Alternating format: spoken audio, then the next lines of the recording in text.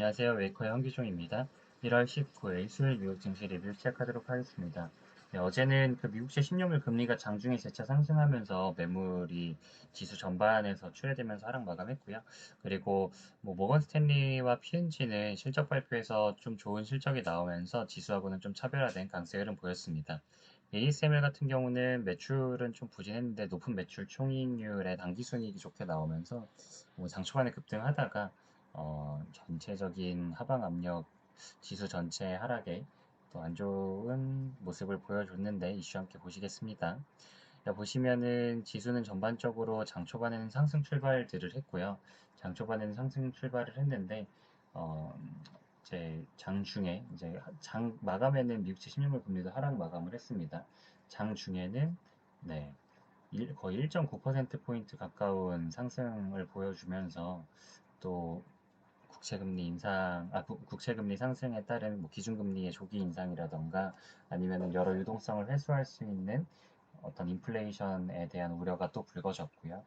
그래서 전반적으로는 또 인플레이션 우려에 따른 또 매물 출회가 어제 좀 장초반에 좋은 분위기를 꺼트리는 계기가 되었고, 그 이외에 또 개별 기업 단에서는 그래도 상승 마감을 한 기업들이 있습니다. 어제 좋은 실적을 발표한 모건 스탠리, 네, 모건 스탠리는 시장 전망치 대비 좋은 당기순이익을 발표를 하면서 전년 동기 대비도 성장하는 모습 보여주면서 네, 상승을 했습니다. 1.8% 수준이었는데 JP모건 같은 경우는 당기순이익에서 시장 전망치 하회하면서 여러 또 트레이딩 쪽에 집중되어 있는 또 이익 구조에다 보니까 인건비에 대한 우려로 또 하락을 했는데 모건 스탠리는 또 IP 매출이라든지 여러 그 세컨더리 마켓에서의 이슈 때문에 또 당기순이익이 좋게 나오면서 차별화된 모습 보여줬고요. PNG 같은 경우도 어제 상승을 했습니다.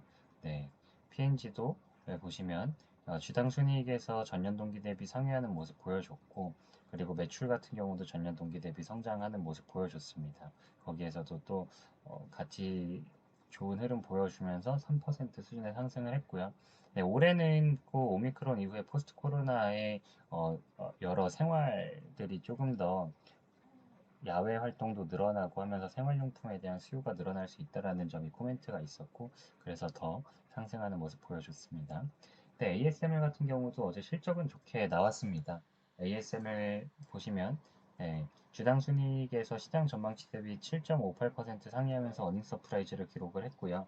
이래서 또 어제 장 초반에는 거의 3% 수준의 상승을 보여주다가 어제 필라델피아 반도체 지수가 금리에 대해서 좀 취약하다 보니까 반도체 기업 중에 떻게 보면은 시총 상위 기업을 차지하고 있는 기업들이 굉장히 고성장을 보여주는 기업들이잖아요. 거기 뭐 엔비디아라든지 우리가 잘 알고 있는 AMD 뭐 그리고 관련 기업들을 추종하는 뭐 SOXX 같은 우리 반도체 ETF도 추정 자금이 엄청 크다 보니까 전체적인 반도체 지수의 하방 압력에 또 하락하는 모습 보여줬습니다. ASML 자체만으로 보면은 ASML이 이제 이번 4분기 실적 발표에서 매출 총이익률이 54%가 나왔어요. 54%. 엄청난 수치죠. 54%. 네. 54%가 나오면서 이러한 그 높은 매출 총이익률에 대한 기대감도 장 초반에 상승하는 데 영향을 주었고요.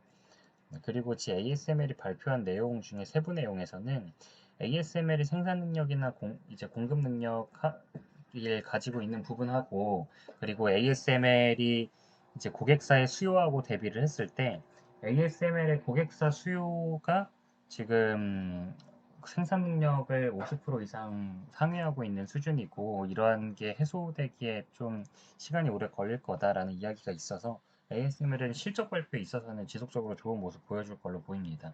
네. IB에서도 좋은 가이던스를 내고 있어가지고 앞으로 좀 지수의 변동성은 계속 있겠지만 계속 주목할 만한 기업으로 우리가 계속 지켜봐야 될 것 같습니다. 그리고 이제 마이크로소프트는 어제 큰 이벤트가 있었죠. 네, 마이크로소프트가 이제 액티비전 블리자드 인수한다는 건이었는데 좋은 소식에 지수 하락에도 불구하고 두 기업 다 보합권의 등락을 보여줬고요. 네, 마이크로소프트 같은 경우는 어제 작스 리서치에서 애널리스트가 발표를 했어요. 네, 이 발표에 있어서 또 소니는 뭐 마이너스 5%, 소니는 좀 하락을 했습니다. 어떤 이야기였냐면, 어, 여기 보시면 이제 마이크로소프트, 네, 마이크로소프트가 액티비전 블리자드를 인수를 하면 우리가 게임 콘솔에서 양대 산맥이 엑스박스와 플레이스테이션이잖아요. 그래서 마이크로소프트는 엑스박스뿐만 아니라 지금 클라우드 게이밍 하고 있는데 그 관련해서 좋은 지적재산권을 확보를 하다 보니까 충분히 경쟁력이 있고 그에 비해서 소니에는 네, 약세 요인이 된다라는 이야기가 있었습니다. 네. 그래가지고 이 영향을 받았고 이 영향을 받으면서 소니는 마이너스 5% 하락 마감을 했습니다. 그리고 어제 넷플릭스 같은 경우는 넷플릭스가 이제 오늘 밤이죠. 네, 오늘 밤이 지나고 나서 오늘 밤 미국장 바로 직후에 실적을 발표를 합니다. 근데 이제 넷플릭스가 최근에 그 포스트 코로나에 대한 우려로 아이비들이 어느 정도 넷플릭스의 매출 성장세가 둔화될 거라는 전망 내면서 하락을 했는데 그래도 생각보다는 나쁘지 않을 것 같다라는 일부 뉴스가 보도가 되면서 좀 보합권에서 또 마감을 했습니다. 그리고 어제 특이하게 급등을 했던 기업이 소파이라는 기업이 있어요. 소파이가 사명이 SOFI가 이제 소셜 파이낸스예요. 예전에 이제 스탠포드 대학생이 스탠포드에서 어느 정도 학비라든지 좀 사회적인 기반을 마련하기 위한 자금을 조달할 어떤 수단이 없을까 하면서 P2P 랜딩하는 플랫폼을 만들면서 이 소파이라는 기업이 이제 커지고 이렇게 사업 영역도 확대가 됐는데요. 근데 어제 특이하게 보도가 됐던 점은 그 소파이가 여기 보시면 네, 은행 라이센스를 취득을 할 거다. 그래서 네, 여기 은행이 되기 위한 규제를 충족을 했다라는 이야기가 보도가 됐습니다. 그러면서 이 소식에 네, 13.68% 아주 폭등을 보여줬죠. 어제의 지수 흐름하고는 굉장히 차별화된 모습 보여줬고요. 그래서 상승 마감했습니다. 이 다가오는 경제지표 발표 일정으로는 네, 오늘